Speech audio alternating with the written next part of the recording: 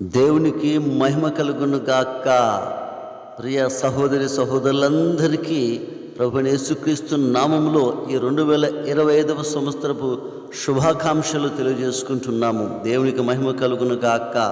ఈరోజు మన సజీవ భక్త ప్రార్థన మందిరం తరపున ఈ యొక్క 2025 సంవత్సరపు నూతనమైనటువంటి వాగ్దానము ఈరోజు దేవుడు మనకందరికీ కూడా కలుగజేసాడు. దేవునికి మహిమ కలుగును గాక. యెషయా గ్రంథము 43వ అధ్యాయము 18-19 వచనాలు. మునుపటి వాటిని జ్ఞాపకం చేసుకొనకుడి, పూర్వకాలపు సంగతులను తలంచుకొనకుడి. ఎదుగో నేను ఒక నూతన క్రియ చేయుచున్నాను, ఇప్పుడే అది మొలుచును, మీరు దానిని ఆలోచింపరా. నేను అరణ్యములో త్రోవ కలగజేయుచున్నాను, ఎడారిలో నదులు పారజేయుచున్నాను. హల్లెలూయా.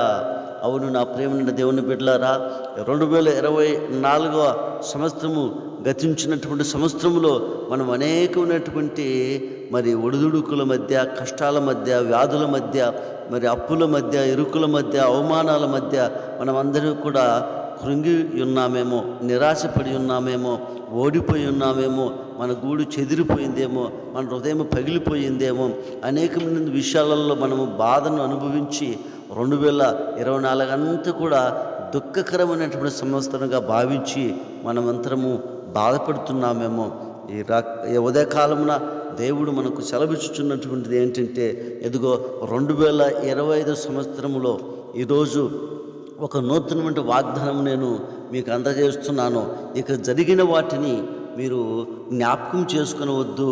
ఎదుగో పూర్వకాలమైన సంగతులను ఇక తలంచుకునవద్దు.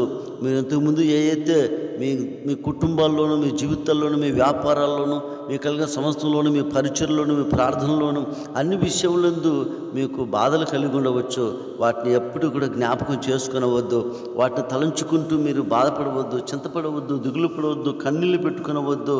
ఇదిగో నేను ఈ 2025 సంవత్సరమున ఇదిగో నేను ఒక నూతనమైనటువంటి క్రియను చేయుచున్నాను, ఇప్పుడే అది మొలుచును, మీరు దాన్ని ఆలోచించండి అని అంటున్నాడు ప్రభు. నేను అరణ్యములో త్రోవను కలుగజేయుచున్నాను, ఎడారిలో నదులను పారజేయుచున్నాను. అవును పిల్లరా, ఇదిగో నేను అరణ్యములో త్రోవను కలుగజేయుచున్నాను, ఎడారిలో నదులను పారజేయుచున్నాను. అవును, మీ జీవితం ఎడారైపోయిందేమో, మీ జీవితము అరణ్యములాగా తయారైపోయిందేమో, మీ కుటుంబం అరణ్యములాగా తయారైందేమో, ఎడారిలా తయారైపోయిందేమో. ఇలా అనేకమైన కొదవులు, కొరతలు, చింతలు, వ్యసనాలు, బాధలు, కన్నీళ్లతో సతమతమైపోతున్నారేమో.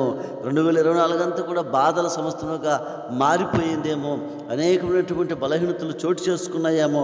భయపడొద్దు అంటున్నాడు ప్రభు, దిగులు పడొద్దు అంటున్నాడు. ఇదిగో నేను మీ జీవితంలో ఈ 2025 సంవత్సరం ఒక నూతన కార్యం నేను జరిగించుచున్నాను, అది ఇప్పుడే మొలుచుచున్నది, మీరు దిగులు పడమాకండి. ఇదిగో ఎడారిలాగా ఉన్నటువంటి మీ జీవితము, ఇదిగో నేను నేను నదులను పారజేస్తానన్నాడు, అరణ్యములో త్రోవను కలగజేస్తానన్నాడు.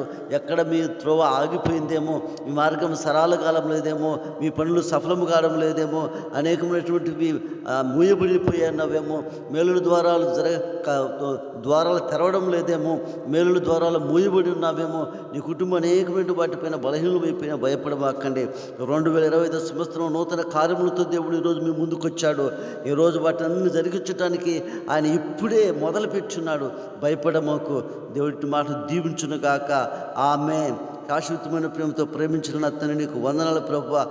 అయ్యా నా తండ్రి, ఈరోజు వాగ్దానమును బట్టి నీ పిల్లలందరినీ బహుగా దీవించి ఆశీర్వదించి నీ నామానికి మహిమ తెచ్చుకొనమని, ప్రతి విధమైన తన దిగులు, భయం, చింతనంతా కూడా తొలగించి అయ్యా సంతోషము, సమాధానం కలుగజేసి మహిమ పొందమని యేసు నామములో అడుగుచున్నాం పరమ తండ్రి. ఆమేన్.